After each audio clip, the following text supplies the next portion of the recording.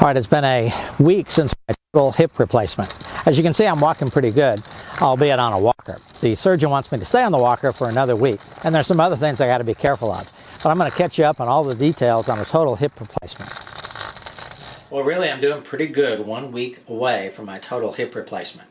I did have the anterior approach, which is where they come in from the front rather than from the side, which is the posterior approach.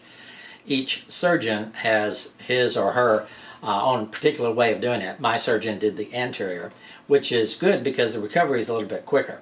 They don't have as many restrictions, such as you can't cross your legs and you can't sleep on one side. Even though I am a side sleeper, I'm not sleeping on that side because, frankly, it does hurt a little bit if I do that. But otherwise, the pain level is pretty good. I didn't even take any pain medication after the first couple or 3 days. Now, I am still putting ice on it, as they prescribed. I'm still taking Celebrex, which is a anti-inflammatory medication.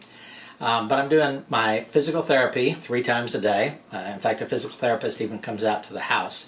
Hopefully next week I can be able to go to a outpatient physical therapist where I can start riding the bike if they give me permission to do that. Interestingly, you are not supposed to have any dental work done for 90 days after the surgery because the surgical site draws bacteria. Even have your teeth cleaned, for the next 2 years you have to take antibiotics before any dental work.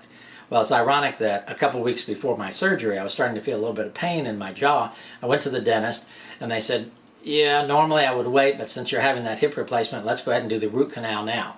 So I had a root canal, and then a week later, the hip replacement. So that is just one thing to be careful of.